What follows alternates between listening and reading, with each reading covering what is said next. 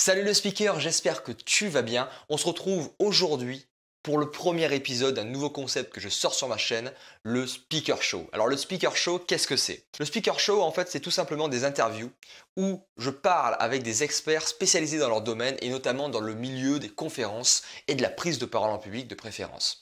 Et aujourd'hui, spécialement pour toi, dans ce premier épisode du Speaker Show, j'invite Christophe Godefriot, un conférencier et expert de la PNL connu au niveau international et où il va te présenter donc son parcours, ce que c'est que la PNL, comment l'appliquer dans ta vie et rien que pour toi, à la fin, un bonus, un exercice pratique pour réaliser chez toi, directement de chez toi, là, dans ton canapé, un ancrage psychologique. Donc si le concept te plaît, bien, je t'invite à t'abonner à ma chaîne YouTube pour être tenu au courant dès que je publie d'autres vidéos et d'autres interviews du Speaker Show. Allez, je te laisse visionner cette interview et n'hésite pas à me dire dans les commentaires ce que tu en as pensé. Allez, ciao ciao! Salut Christophe, ravi de faire ta connaissance et bienvenue sur le Speaker Show. Salut Cyril. Je t'invite donc à te présenter pour que les personnes qui nous regardent apprennent à te connaître. D'accord, donc je m'appelle Christophe Godefriot, je suis dans le milieu du développement personnel depuis une dizaine d'années et ce que je fais c'est essentiellement de la formation en entreprise. Donc je suis formateur en communication et quand je dis communication c'est tout ce qui est communication interpersonnelle, aussi tout ce qui est négociation, tout ce qui est communication média, des choses comme ça. Et puis je suis aussi formateur en programmation neurolinguistique et hypnocoach, c'est-à-dire que je suis formé et au coaching et à l'hypnose et je mixe les deux pour faire un travail de coaching, quoi. Voilà. D'accord, ouais, donc tu as pas mal de casquettes en fait. Pas mal, oui. Ouais, donc c'est assez large, mais ça a l'air super intéressant en tout cas les domaines que tu traites, notamment la communication interpersonnelle parce que enfin, nous, il y a certainement pas mal de personnes qui connaissent la communication interpersonnelle, les relations sociales via le livre très connu de Dale Carnegie, tu sais, Comment se faire des amis. Et toi, tout à l'heure, tu m'avais dit que ça allait quand même plus loin que ça. Qu'est-ce que, par exemple, toi, comment est-ce que tu gères ce genre de relation très simplement, ou alors comment est-ce que tu apprends aux gens à manier leurs relations dans tes Alors, formations?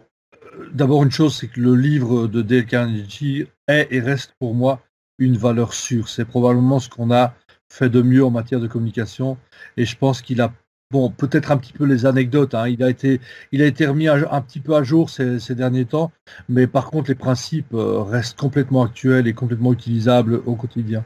Après, en plus, j'ai envie de dire de ces principes-là, qu'est-ce que j'utilise en communication interpersonnelle? J'utilise tous les outils de la PNL, évidemment. Tous les outils de la PNL en matière de communication, donc ce qu'on appelle le métamodèle, donc tout ce qui concerne le langage. Il y a vraiment plein d'outils en PNL pour développer la communication. Et puis j'utilise aussi les outils de l'hypnose conversationnelle, qui sont juste des petits outils de souplesse du langage qui permettent de sortir assez rapidement de dynamiques conflictuelles, par exemple. D'accord. D'accord. Et par exemple, comment est-ce que toi, tu aurais un exemple pour sortir d'une dynamique conflictuelle, par exemple, quelque chose que tu avais donné, je sais pas, une étude de cas. Si quelqu'un, par exemple, vient et agresse verbalement la personne qui est en face d'elle, qu'est-ce que tu dirais pour désamorcer la chose, éviter de rentrer dans un conflit plus long? Alors, la première chose que je fais, c'est détourner l'attention en disant à la personne, mais monsieur, qu'est-ce qui se passe? Et donc la personne, elle va détourner son attention, elle va commencer à parler avec moi plutôt que continuer à agresser la personne. Pendant ce temps-là, je capte l'attention de la personne, d'accord, en allant chercher quelques petits outils, des outils pour attirer l'attention, des outils pour la garder, comme des ancrages ou des choses comme ça. Et puis pendant ce temps-là, j'évacue doucement la personne et je gère le problème agressif avec l'agresseur, quoi. Alors c'est un peu complexe à expliquer comme ça parce que évidemment on travaille ici je te parle d'outils de structure. Quand tu es dans un phénomène d'agressivité, tu travailles évidemment aussi sur le contenu, quoi. D'accord. Ouais, je vois, ouais. Ouais, ça a l'air assez complexe, mais je suis sûr que si on fait une formation avec toi, ça doit être extrêmement simple. Donc tu m'as dit, euh, donc tu m'as dit que tu étais dans la formation, c'est ça, depuis 2008? Ou bien non, même un peu avant, tu m'avais dit avant. Donc ça, depuis 2008, tu t'es lancé dans la PNL, c'est ça? Voilà, 2008 je me suis lancé dans la PNL et en fait j'anime des formations depuis 2001. Donc j'ai commencé par animer des formations à la gestion de l'agressivité et j'ai trouvé dans la PNL un très très bon outil pour venir ajouter à la puissance en termes de gestion de l'agressivité pour être plus efficace, quoi. D'accord. Donc tu parles beaucoup de PNL et si quelqu'un en fait ne connaît pas trop ce que c'est, est-ce que tu pourrais expliquer très brièvement, parce que c'est quand même un sujet large, la PNL, Ouais. expliquer ce que c'est brièvement la PNL, ce que c'est, en quoi ça consiste, et comment est-ce qu'on peut Alors, par exemple l'appliquer dans sa vie? c'est un modèle qui a été inventé en 1973 euh, en Californie par deux gars qui s'appellent Richard Bandler et John Grinder. Et ce modèle, en fait, il est relativement simple. Tu sais, il y a deux types d'apprentissage. On peut apprendre par essai-erreur, c'est-à-dire tu fais des choses, tu te plantes, tu recommences, tu corriges ton comportement et tu avances comme ça. Évidemment, c'est efficace, mais ça prend du temps. Et Bandler et Grinder ont élaboré un autre modèle d'apprentissage, qui est le modèle d'apprentissage par imitation. Et donc, ils ont analysé de façon très fine d'abord des grands thérapeutes comme Milton Erickson, le père de l'hypnose ericksonienne, comme Fritz Perls, le créateur de la Gestalt thérapie, comme Virginia Satir, qui était on peut dire la mère de l'hypnose moderne, pardon, de la thérapie familiale, et ouais, de la thérapie, ouais. Et ils ont analysé ces gens et ils se sont rendus compte que si on reproduisait les structures qu'utilisaient ces gens-là, eh ben, on obtenait les mêmes résultats. Et après, ils ont fait la même chose avec des grands communicateurs. C'est-à-dire qu'en fin de compte, la PNL, si tu veux, bon, c'est un peu pompeux comme truc, mais c'est l'analyse et la reproduction de l'excellence humaine. Donc, tu analyses la structure de ce qui se passe, tu la reproduis, et si tu fais la même chose, mais en finesse, évidemment, pas uniquement en surface, si tu reproduis la structure de ce qui se passe, ben, tu obtiens le même résultat. D'accord. Ouais, ça fait écho avec un livre que je suis en train de lire, tu dois très certainement le connaître, tout le monde le connaît, Pouvoir illimité d'Anthony Robbins. Il en parle énormément de Ouais, ça, de l'imitation. Et c'est quelque chose enfin, c'est un sujet que je connaissais pas tellement que ça, la PNL, tu vois, j'aimerais bien m'y former, mais plus tard. Il parle justement de ça, ouais, l'imitation. Et il dit clairement que imiter le comportement d'une personne, ça me permet de me mettre dans le même état, de s'accaparer le même mindset que cette personne et pouvoir reproduire les résultats qu'elle a au quotidien. Est-ce que tu penses ouais. que c'est totalement faisable, vu que, enfin, à ce niveau-là, ou enfin, est-ce que tu pourrais donner Alors, ton si point de tu vue? veux, pour revenir au modèle PNL, hein, il y a trois choses qui s'influencent. C'est le comportement, la physiologie, l'émotion et la pensée. D'accord? Donc, effectivement, si tu changes ta manière de bouger, tu as accès à d'autres émotions et donc à un autre type de pensée. Donc, oui, effectivement, déjà, le fait de changer ta façon de bouger, d'imiter une personne dynamique, en termes de mouvement, en termes d'énergie, ça va déjà te permettre de modifier tes émotions, d'avoir accès à d'autres émotions et de modifier ta pensée. Oui. Alors après, si tu veux vraiment être efficace, et ça dans les bouquins de Robbins, dans celui-là, mais aussi dans Unleash the Power Within, libérer votre puissance intérieure, tu as plein d'outils qui vont te permettre de développer ça. Robbins, c'est de la PNL. Hein. Oui, c'est la PNL à fond, pure souche de la PNL à Ouais. fond, quoi. Ouais, ouais, c'est vraiment un livre qui est super intéressant, je dois être à la moitié, et c'est vrai qu'en termes de contenu, c'est bluffant, quoi. C'est bluffant. Ouais. C'est dense, mais clairement bluffant. Il y a plein de techniques, et c'est vrai que Ah, c'est quand tu dense, les ouais. appliques, ouais, c'est dense. Il aime bien envoyer du contenu là-bas, le Robbins.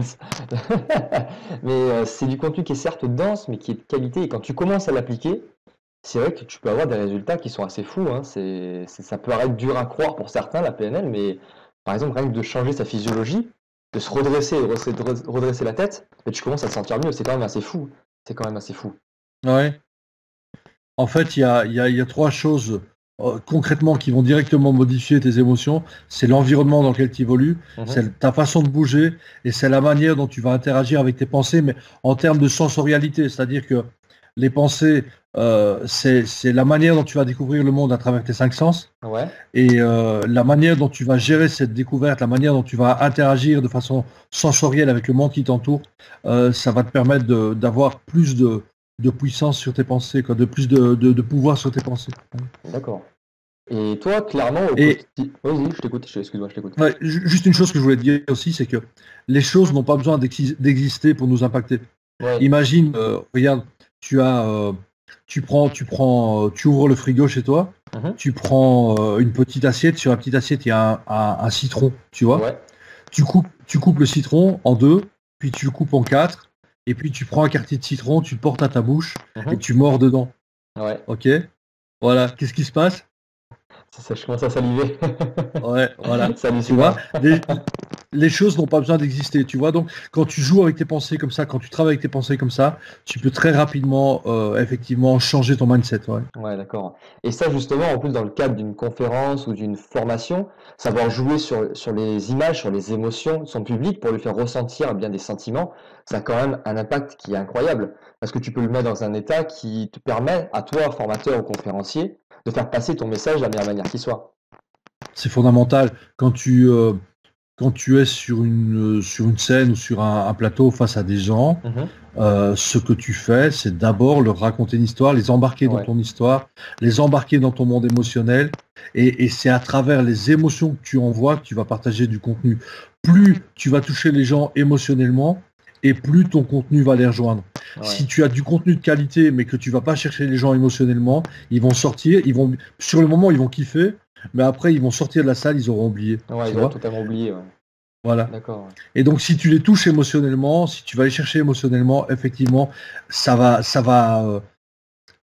que tu vas leur apporter en termes de contenu va les toucher aux tripes. Et donc là, effectivement, ils vont le garder beaucoup plus longtemps et ça va les transformer. Ouais, d'accord. Et je me rappelle, là, j'ai regardé dernièrement, parce que j'ai fait mes devoirs avant de venir, hein, j'ai regardé ta conférence à la journée de l'audace, que j'ai trouvé vraiment super. C'est tout un storytelling avec les nuits, si je me souviens bien. Tu Ouais. parles des nuits avec les lunes, etc. Et c'est vrai que c'est tout construit, en fait, sous le cadre d'une histoire. Et tu as vraiment Ouais. l'impression d'être porté, en fait, tout le long de la conférence. C'est vraiment impressionnant, en fait, ces techniques que tu utilises lorsque tu es sur scène. Et les autres conférenciers aussi, certains qui sont du même niveau que toi, utilisent ces techniques. Et c'est vrai qu'utiliser les images, c'est vrai que ça nous transporte beaucoup plus que si, en fait, on envoyait du contenu, comme tu viens de nous le dire, mais qui est très aride, très froid, en mode professeur Mhm. d'université qui parle à ses élèves et qui en a rien à foutre de s'y retiennent ou pas, tu vois. Et en fait, c'est vrai qu'on retient beaucoup plus facilement et qu'on est beaucoup plus impacté avec cette méthode. Donc c'est vrai que c'est assez incroyable. C'est assez incroyable. Tu sais, en fait, ce qui se passe, c'est que j'aimais pas l'école. J'ai jamais aimé Ouais. l'école. Et tu vois, maintenant, je suis formateur, je suis enseignant. Oui, ça, parce que ça, je t'ai pas dit, mais je suis aussi enseignant. Ah, toi aussi Euh, enseignant, ouais. ouais, je suis aussi Comme enseignant. quoi les Ouais. mauvais élèves, ils peuvent retourner à l'école enseigner aux élèves, hein. Ouais, parce que je me suis dit, en fait, tu sais, j'ai une arme redoutable. Ouais. Je sais ce qu'il faut pas faire. Et Ah ouais. je sais, en fait, puisque moi, je me suis ennuyé à l'école, Mhm. je sais ce que les professeurs qui m'ennuyaient faisaient, et je Ouais. sais ce que ceux qui m'ont apporté quelque chose faisaient. Ouais, Tu vois? super. Ouais. Et le gars qui m'a le plus apporté, il s'appelait Jacques Bouton, c'était un prof d'histoire. Mhm. Et ce gars-là, il racontait des histoires, mais tu sais, je me suis retrouvé avec lui, homme des cavernes, je me suis Ah retrouvé oui. chevalier au Moyen Âge. Ce gars-là m'a fait voyager incroyablement, mais je pense que c'est celui qui m'a le plus influencé, le plus marqué, et avec qui j'ai retenu le plus de choses. Ouais. Ouais, c'est clair. C'est vrai que les profs d'histoire, généralement, non. C'est très rare, mais c'est vrai que ça, c'est généralement les profs d'histoire où on retrouve cet aspect-là où ils sont où ils peuvent être généralement très dans les histoires, nous faire rentrer dans les histoires. Mais bon, c'est un professeur pour combien? Tu vois ce que je veux dire? Donc c'est un peu, Ouais. donc toi c'est un peu comment dire, je dirais pas une revanche, mais c'est un peu comme t'as pas eu ce que tu cherchais à l'école, bah, peut-être que tu veux, vu que tu sais ce que tu sais pas, ce qu'il faut pas faire, pardon, bah, tu sais comment est-ce qu'il faut prendre les élèves pour qu'ils comprennent bien ce que tu cherches à leur transmettre. Et Tu sais ce que, tu sais ce que j'ai compris, et ça, c'est fondamental. ouais. Et c'est vraiment quelque chose qui m'anime, c'est Mhm. que ce soit en formation, que ce soit en conférence, que ce soit à l'école, Mhm. je suis au service de l'apprentissage, de la réussite, de la croissance des gens qui se confient à moi. Ouais, Tu vois? d'accord. Et donc, c'est fondamental parce que euh, jamais je vais prendre une position haute, quel que soit le rôle que je prends. Ouais. Mhm. Jamais je vais prendre une position haute parce que je suis au service de ces gens-là. Mhm. C'est pas moi qui ai. Tu vois, j'ai développé un certain savoir-faire. Ce savoir-faire, il m'amène à être devant les gens d'une manière ou d'une autre. Mais c'est juste un média pour me mettre au service des gens. D'accord. Ah, c'est très intéressant, ouais. Un média pour te mettre au service des gens, c'est génial. Donc en fait, ouais, d'accord. Super, c'est super intéressant. Donc un média, c'est ça la phrase que tu dis, un média au service des gens, c'est Oh, ça? Ouais, en fait, ouais, quand je dis média, c'est dans le sens moyen, hein. Ouais, ouais, ouais. C'est pas dans le sens moyen de communication. C'est dans le sens, voilà, j'ai différents moyens qui effectivement m'amènent devant une classe ou devant une salle de formation ou sur une scène. Mais ces différents moyens-là ne sont que des moyens de mettre mon savoir-être et mon savoir-faire Mhm. au service du public qui se confie à moi. Voilà. Super, hein. Super. Bon, c'est génial. Alors, tu sais, moi, j'ai une chaîne YouTube de prise de parole en public. Moi, mon but par cette chaîne YouTube, c'est de devenir conférencier et formateur dans ce milieu-là. Et je montre mon évolution, tu vois. Et les gens qui me regardent, ils sont aussi passionnés par la prise de parole. Ils ont envie de s'améliorer et on s'améliore tout ça sur ce sujet ensemble. Et j'aimerais te demander, vu qu'on a parlé beaucoup de PNL, on a parlé donc de programmation neurolinguistique, que c'est le fait d'imiter l'excellence chez les gens. Est-ce que tu aurais deux ou trois petits conseils à donner aux personnes qui nous écoutent là en ce moment pour justement devenir de meilleurs orateurs et être beaucoup plus confiants dans leur prise de parole en public, par exemple, avec des techniques de PNL, vu que c'est ta spécialité? Oui, évidemment, on peut aller chercher. Alors, en termes de PNL, il y a plein d'outils, hein. Il y a les Ouais. ancrages, effectivement, qui permettent de générer n'importe quelle ressource. C'est-à-dire qu'à partir du moment où tu es capable d'imaginer une ressource, Mhm. tu peux la créer et en disposer à volonté. Alors, D'accord. tu veux que je t'explique rapidement comment on fait pour installer ça? Allez, c'est Pour parti. ton... Ouais, ok. Alors, en fait, juste comme ça, aller chercher la ressource qu'on veut avoir, par exemple la confiance en soi. Mhm. Tu vas juste te rappeler un moment, ben, je te propose de faire l'exercice en même temps, tiens, d'accord? Allez, c'est parti. Voilà. Euh, donc, juste retrouver un moment dans ta vie où tu as fait preuve de confiance en soi, en toi. Ok, Ok? Même un petit peu. ok. D'accord? Mhm. Voilà. Là, évidemment, tu es statique. Normalement, on le fait en dynamique, mais on peut le faire en statique. J'ai juste te demandé d'imaginer juste devant toi, là, une image en 3D de toi dans ce moment-là. Et de me dire, tiens, quel nom de code est-ce que tu donnerais à ce moment-là? Quel nom de référence pour pouvoir le retrouver facilement dans ta mémoire? Négociation? Négociation, ok. Je voudrais juste que tu projettes, là, juste à la place de l'écran, tu vois, tu projettes cette image de négociation et tu te vois en train de négocier et quand tu es là-dedans, tu es à combien de pourcents en termes de confiance en toi? Là, je suis 70%. Ok, 70%. Je voudrais juste que tu imagines que tu as une télécommande, que tu peux modifier tous les paramètres du film que tu vois devant toi. Donc tu peux modifier la couleur, l'image, tu peux modifier le son, tu peux modifier les textures, tu peux modifier la température, tout ce que tu veux.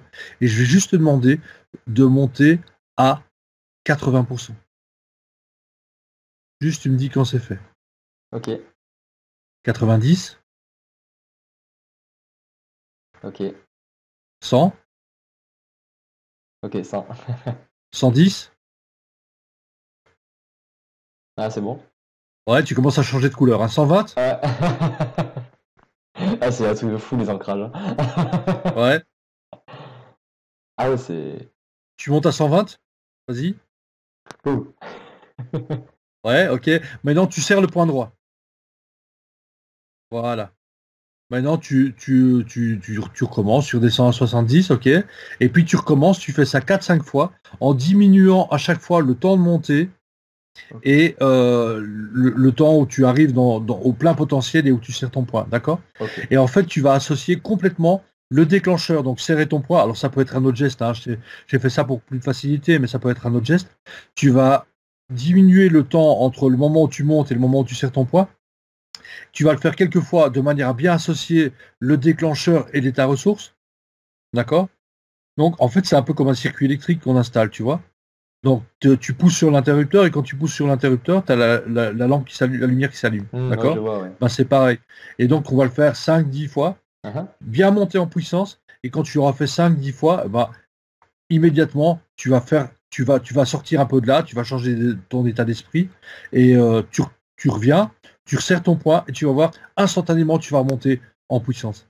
Ça, Ok. c'est magique. Ah, Voilà. c'est vrai que c'est Par magique, ouais. contre, par contre, ce que je voulais dire, c'est que, ok, tu peux avoir tous les outils que tu veux. Et c'est Mhm. important d'avoir des bons outils et celui-là, c'est un très bon outil. Par contre, la première chose, si tu veux parler en public, Mhm. la première chose, c'est d'être passionné par ce que tu fais, d'avoir envie de partager. Mhm. d'avoir envie d'embarquer les gens dans ton histoire. Ouais. Tu vois? Quand tu as ça, déjà, tu as énormément de choses. Cette envie de partager, elle est fondamentale. Si tu viens là pour te montrer, pour faire ton show, et que tu n'as pas cette envie de partager à l'intérieur de toi, bah, tu vas pas toucher les gens et ils vont repartir vite chez eux, tu vois. Ouais, je comprends, ouais. Totalement. Ouais. Donc c'est vraiment cette envie de partager. En fait, tu auras beau avoir toute la technique du monde, si au fond de toi, tu n'es pas là pour partager et donner du tien pour donner aux autres, en fait, ça servira à rien, tu toucheras jamais les gens, c'est ça? Voilà, exact. Et poser aussi la question, tiens, moi, quand j'entends une histoire, qu'est-ce qui me touche? Ouais, Qu'est-ce qui me touche et comment est-ce que je peux toucher, comment est-ce que je peux donner envie aux gens de, de retenir ce que j'ai à leur apporter? Comment je vais les toucher pour qu'ils puissent, eux, remporter ça à la maison, tu vois? Il faut d'accord. vraiment j'ai envie de dire, t'associer émotionnellement. Il faut rentrer dans ton truc émotionnellement et tu sais, quand je prépare mes conférences, parfois je Mhm. pleure. Ah oui, Ah oui, t'es touché par parce que le... Ouais. je revis ou je vis des choses tellement fortes. En fait, si tu veux, les choses que je raconte dans mes conférences, c'est évidemment des événements qui parfois sont arrivés. Parfois, je les scénarise un petit peu parce que c'est une histoire, c'est une conférence. Mhm. Mais au moment où je trouve le bon moment, le bon moyen de le scénariser et où je touche la puissance de ce que je veux raconter et que je sens que le message passe bien, ben, il passe bien chez moi d'abord. Et Ouais, donc, oui, d'accord, ouais. ça m'arrive d'avoir les larmes aux yeux quand je prépare une conférence. Ouais. D'accord. Donc c'est vrai, donc selon toi, si ça te touche, t'es quasiment sûr que ça va aussi toucher ton public. En tout Parce cas, tu as que, plus de ouais, il y probabilité, a plus de oui, bien sûr. probabilité, ouais. D'accord, ouais. Parce Ouais. que si t'es pas en phase avec tes émotions et ce que tu racontes, ça sera encore plus dur de le transmettre à un public. Ben oui, tu dois vivre ce que tu racontes, tu vois. Ouais, Si tu le vis pas, si tu es extérieur à ce que tu racontes, comment tu veux toucher les gens si toi-même tu es extérieur à ton sujet, à ton texte? Tu dois vraiment être dedans, tu dois te laisser imprégner, tu dois te laisser imbiber par ce que tu racontes, quoi. mhm. Vraiment, oui. Ouais, d'accord. Mm. Ah, c'est génial. Super. Bon, bah, c'est super, super, super. Merci pour tous ces conseils, Christophe.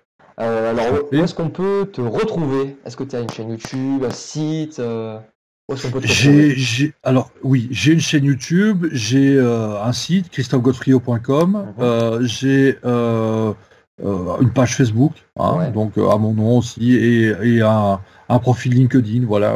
Donc je suis d'accord. un petit peu partout, voilà. Ok, super. Bon, ouais, je mettrai tout ça dans la description. Tu pourras retrouver donc tous les liens pour retrouver Christophe, tout ça dans la description. Tu pourras checker ça. Il y a vraiment du bon contenu. C'est un super formateur, super conférencier. Tu peux aller voir aussi notamment sa conférence sur YouTube à la journée de l'audace qui est vraiment très intéressante en termes de prise de parole en public, qui est très imagée et très basée sur le storytelling.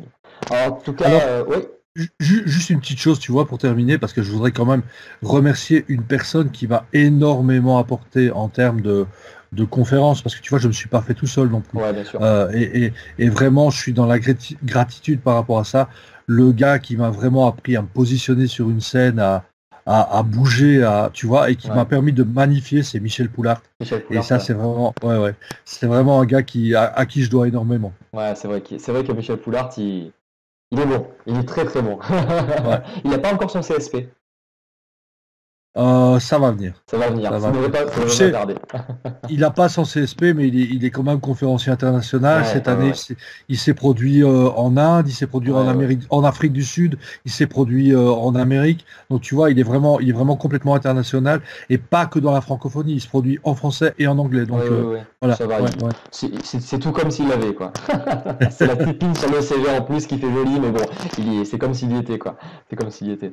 Bon, bah, c'est super. J'espère pouvoir lui parler un de ces quatre, hein, parce que c'est vrai que c'est un conférencier hors pair et ça pourra faire une sujet d'interview sympathique. Bon, en tout cas, je te remercie énormément, Christophe, pour ce Je t'en moment prie. partagé. C'était vraiment super intéressant. Les outils que tu nous as donnés étaient vraiment pépites. Donc, toi qui nous écoutes, je t'invite vraiment à appliquer tout ça, notamment avec l'ancrage et reprendre à zéro tout ce que Christophe a expliqué, parce que ça a vraiment un effet incroyable. Tu as peut-être pu le voir sur ma tête, je me suis illuminé comme une ampoule. En tout cas, Christophe, je te remercie. Je te remercie Je t'en prie, énormément Cyril. et je te souhaite une très bonne fin de soirée. Allez, À toi aussi. à plus. Bye bye. À plus. Ciao.